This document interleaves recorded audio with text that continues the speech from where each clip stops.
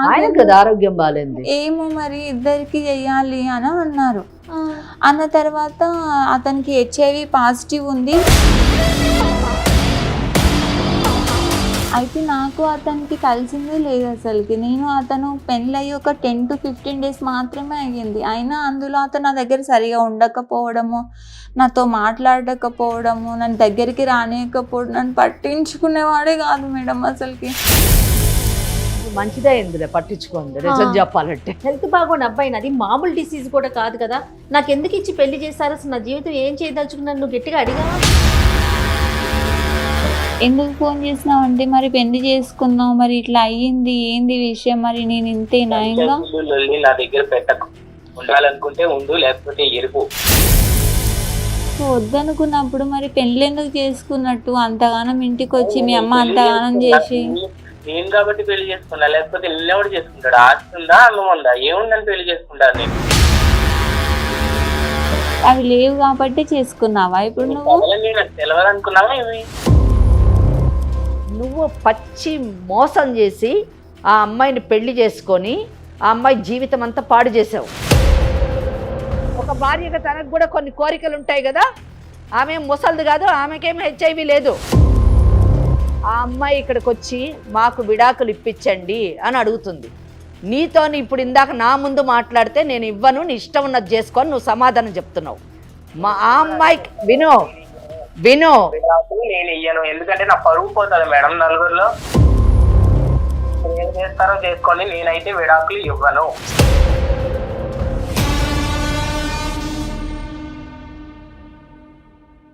Legal advice కార్యక్రమానికి స్వాగతం.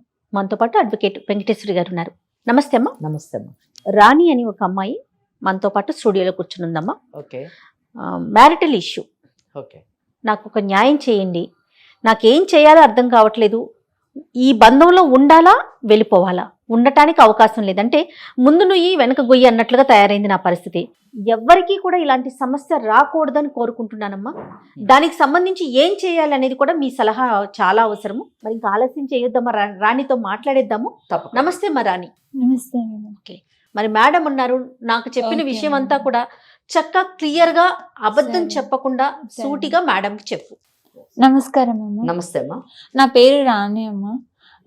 నాది చాలా పేద కుటుంబం. ఓకే. నాకు మా నాన్న లేరు చిన్నప్పటి నుంచి.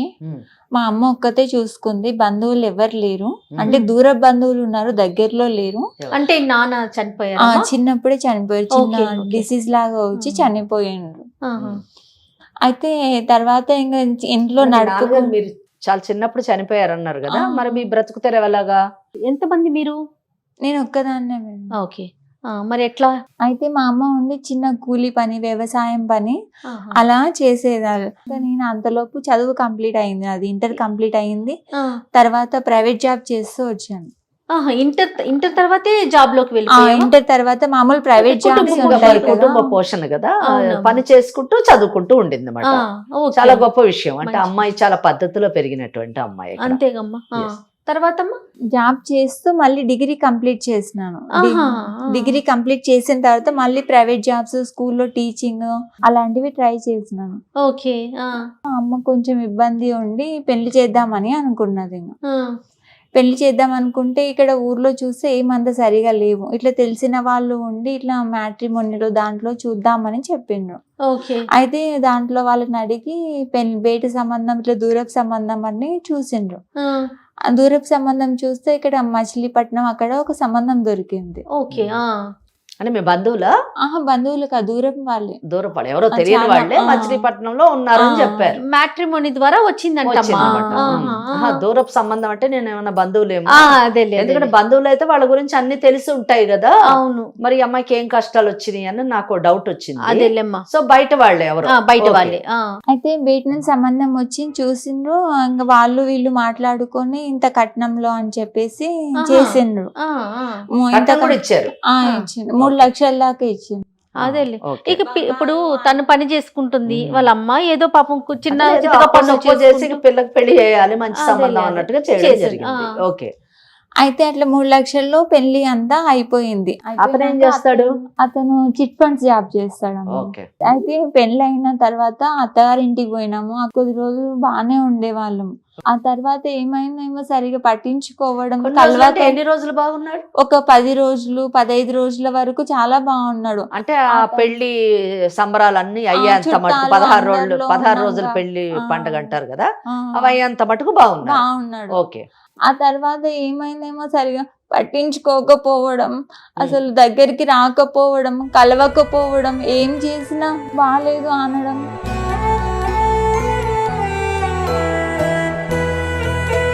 మీ అత్తగారు చెప్పలేదా మరి మీరు? మా అత్తగారు పక్కనే ఉండి చూస్తుంది, ఎందుకు ఇట్లా అని అంటే అతను కొత్త కదా ఈ లైఫ్ ఇట్లా ఉండడము, అందుకే ఇట్లే ఉంటాడు, నిమ్మలంగా అతని దగ్గరికి అవుతాడు, నువ్వు దగ్గరికి చేసుకోవాలి అని అంటే సరే అని చెప్పి నాకు ఇంకా అతను డ్యూటీకి పోతున్నాడు, ఇంకా ఈమె ఏం చేస్తుంది, అత్తయ్య నాకు ఇంట్లో పని ఎట్లా చేయాలి, ఎట్లా అలవాటు చేసుకోవాలి, నా తర్వాత నువ్వే కదా, నువ్వే చేసుకో, అది ఇదని ఈమె చెప్పుకుంటూ వచ్చింది. మరి నువ్వు ఆఫీస్కి వెళ్ళట్లేదమ్మా, మానేసావా జాబ్ ని? అంటే ఇంట్లో పని అలవాటు అయిన తర్వాత నిమ్మలంగా పోదువు, ఇప్పుడు ఏముంది తొందర, నీకు ఇప్పుడు ఈ ఊరు కొత్త కదా, ఇక్కడ ప్రపంచం కొత్త కదా, కొన్ని రోజులు అయినాక నా కొడుకే నిన్ను పంపిస్తాడు అంటే నేను ఆ మాట పెద్దల మాట ఎందుకని వినుకుంటూ వచ్చిన చేసినాను. ఇంట్లో పని చేసుకుంటూ ఈయన డ్యూటీకి పోయి వచ్చేవాడు.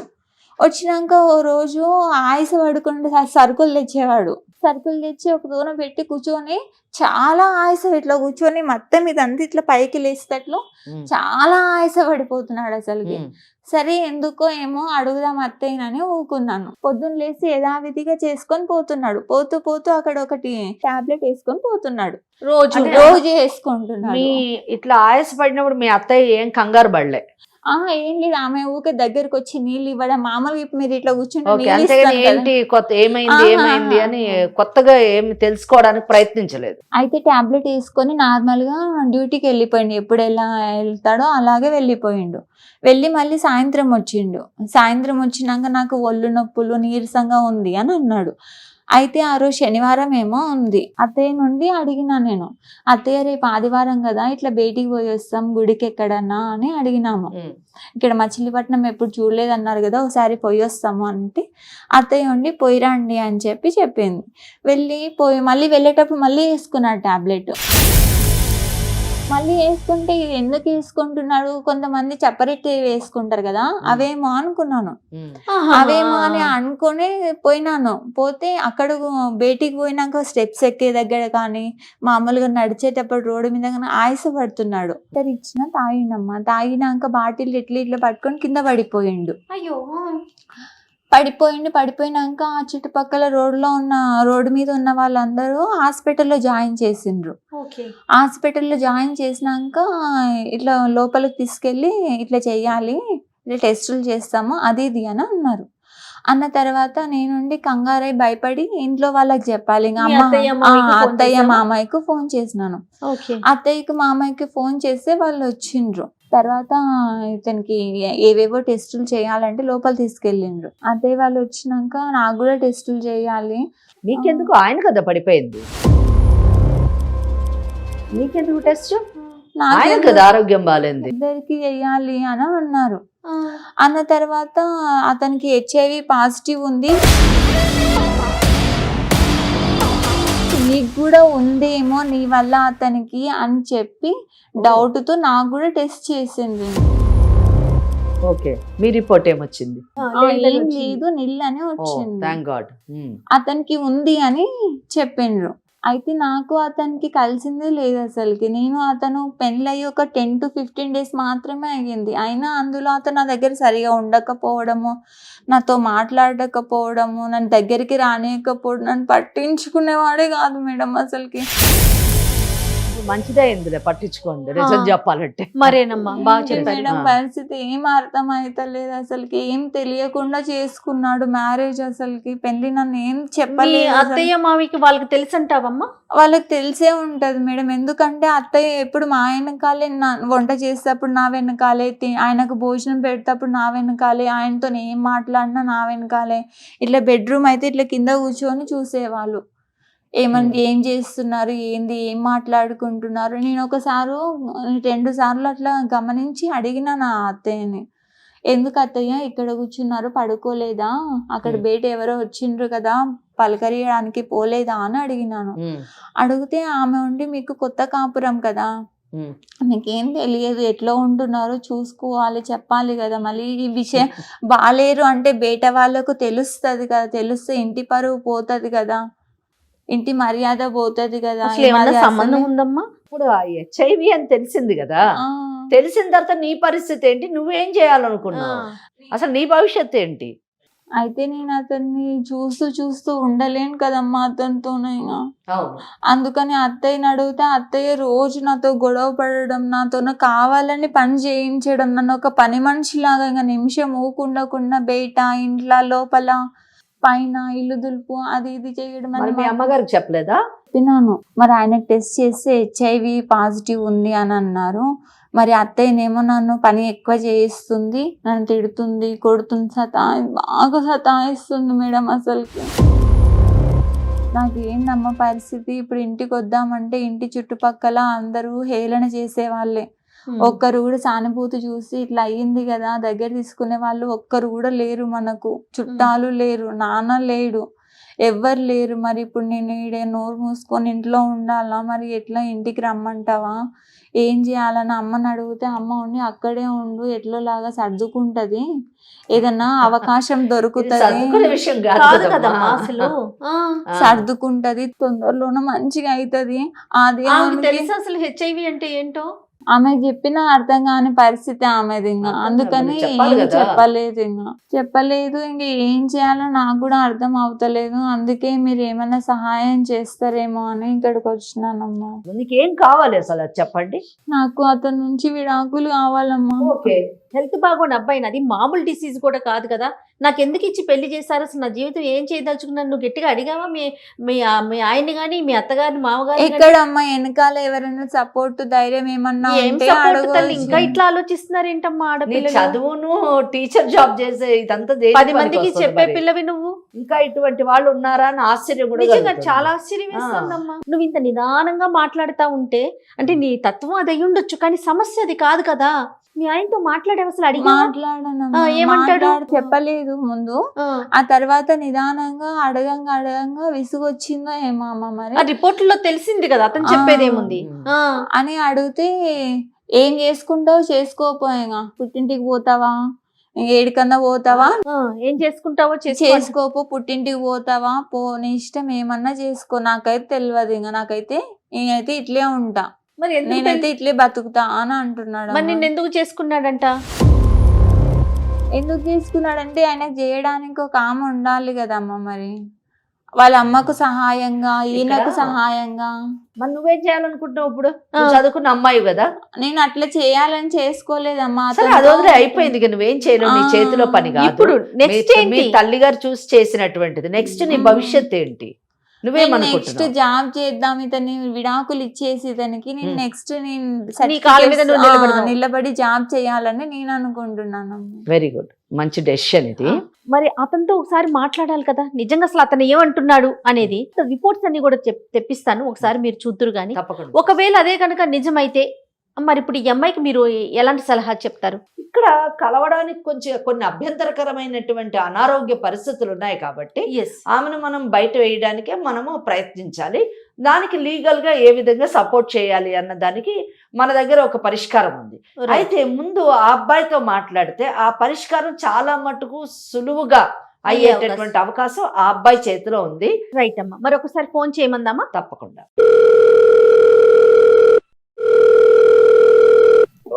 హలో, చెప్పు. ఎక్కడున్నావు? బయట ఉన్నావా? నేను ఇక్కడ మా ఊరికి వచ్చినాను. అవును, వెళ్ళిపోతా అన్నావు మీ అమ్మగారి ఇంటికి, వెళ్ళిపో.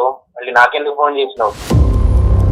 ఎందుకు ఫోన్ చేసినావు అంటే, మరి పెళ్లి చేసుకున్నావు, మరి ఇట్లా అయ్యింది, ఏంది విషయం, మరి నేను ఇంతేనా? ఇంకా నా దగ్గర పెట్టకు, ఉండాలనుకుంటే ఉండు, లేకపోతే ఎరుపు. వద్దనుకున్నప్పుడు మరి పెళ్లి ఎందుకు చేసుకున్నట్టు? అంతగానం ఇంటికి వచ్చి మీ అమ్మ అంతగానం చేసి. నేను కాబట్టి పెళ్లి చేసుకున్నా, లేకపోతే నిన్నెవడు చేసుకుంటాడు? ఆస్తుందా, అన్నం ఉందా, ఏముందని పెళ్లి చేసుకుంటాను నేను? అవి లేవు కాబట్టి చేసుకున్నావా ఇప్పుడు నువ్వు? నాకు తెలియదు అనుకున్నావా ఇవి? మరి అయితే నన్ను విడాకులు ఇస్తాను, వదిలే ఇంకా నన్ను.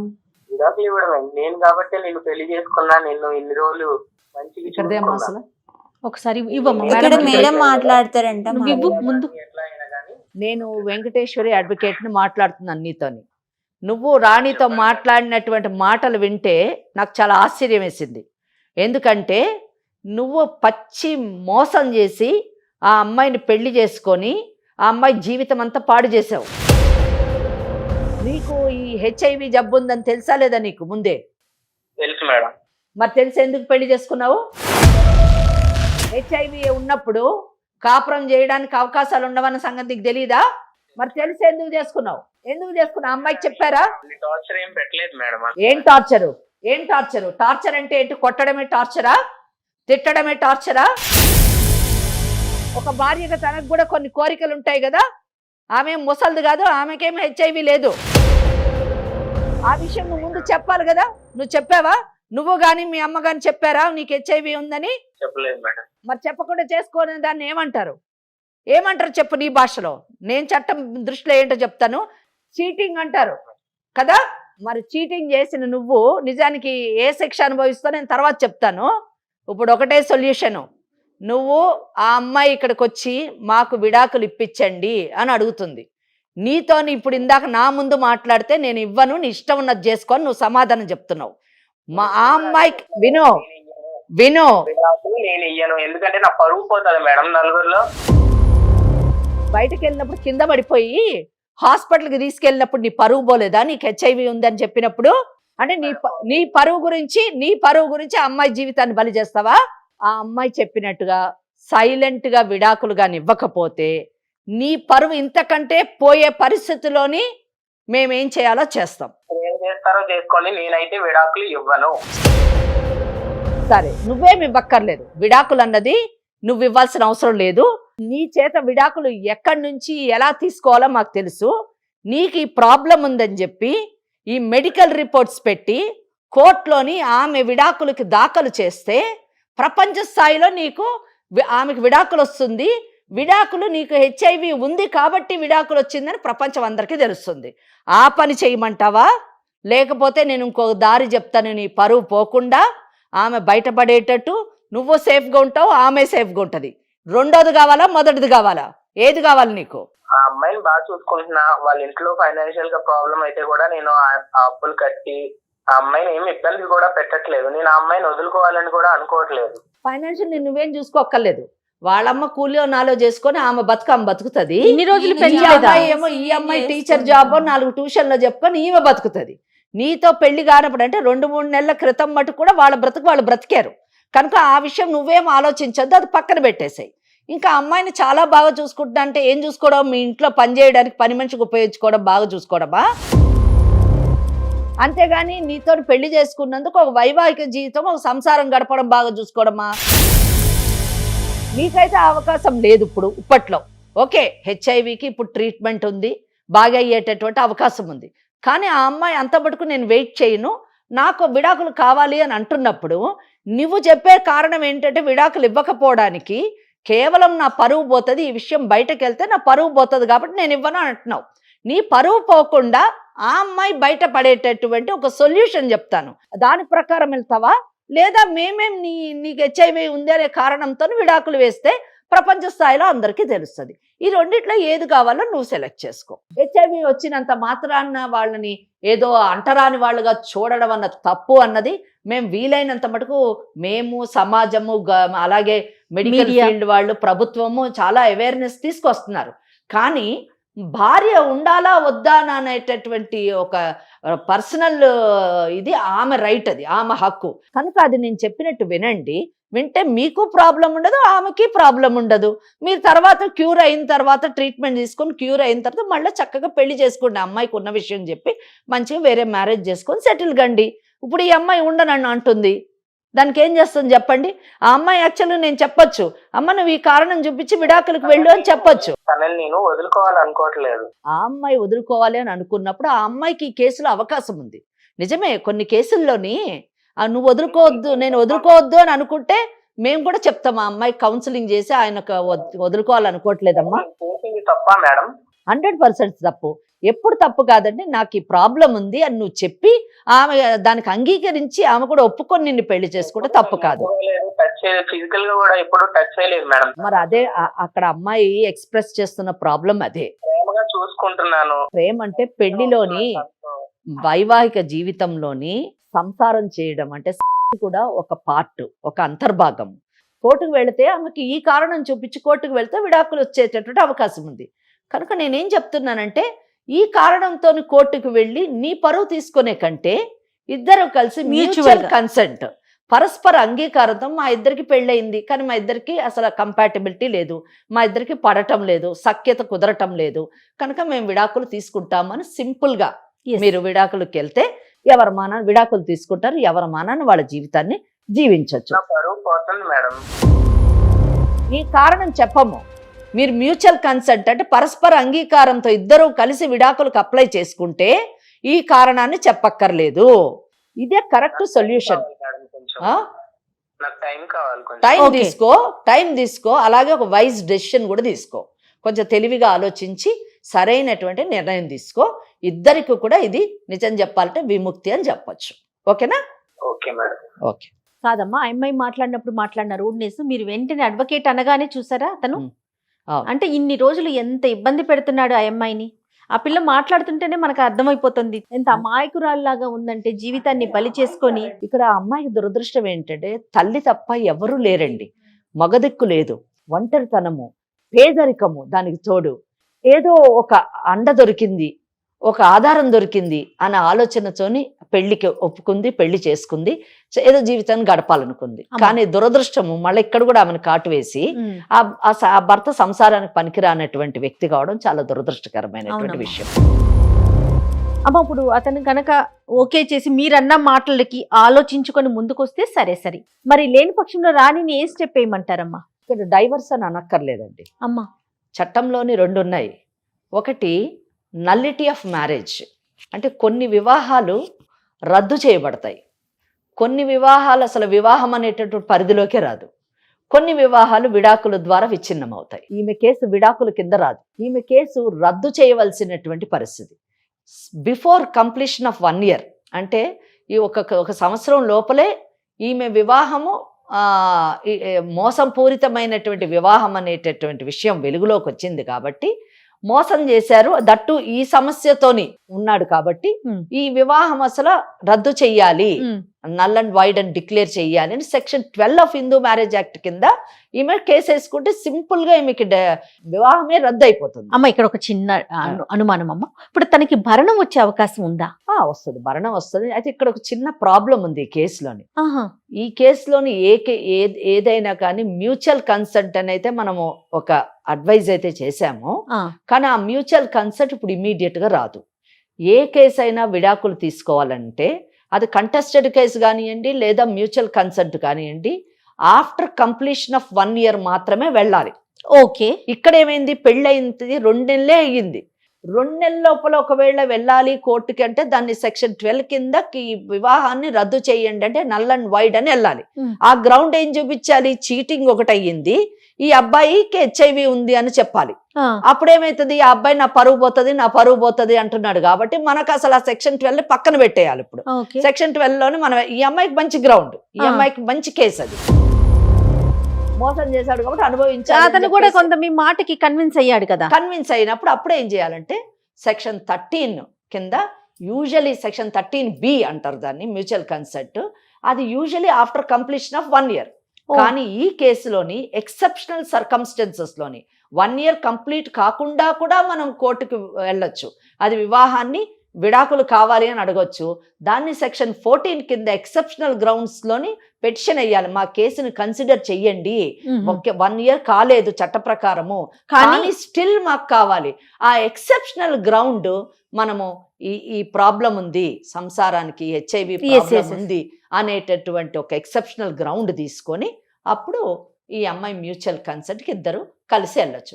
అయితే అప్పుడు కూడా HIV అన్నది వెలుగులోకి వస్తుంది కదా అని మీకు డౌట్ రాదు, కానీ డిగ్రీలో రాదు.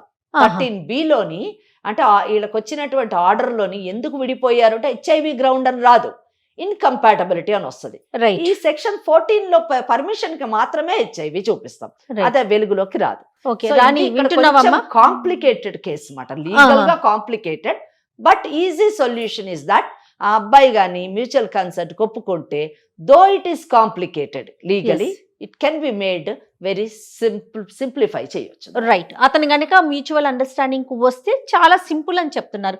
అవేంటమ్మా? ఇవి రిపోర్ట్స్ మేడం కి ఒక్కసారి ఇవ్వండి.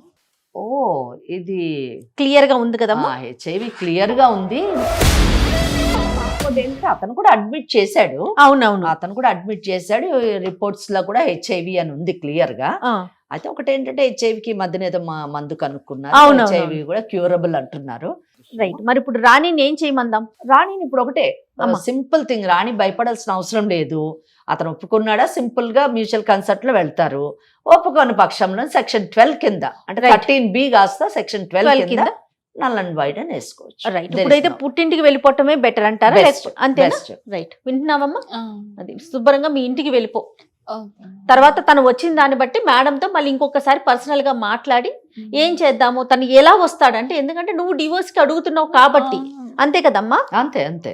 ఈ కేసు ద్వారా మనము హెచ్ఐవి వచ్చినటువంటి ప్రతి ఒక్కరూ విడాకులు తీసుకోవాలి, లేదా వాళ్ళ మ్యారేజ్ నల్ అండ్ వైడ్ అని డిక్లేర్ చేయాలి అనేటువంటి మెసేజ్ నేను ఇవ్వదలుచుకోలేదు. రైట్, ఎందుకంటే వాళ్ళని మనం చాలా జాగ్రత్తగా, చాలా దయతోని చూడాల్సినటువంటి పరిస్థితి.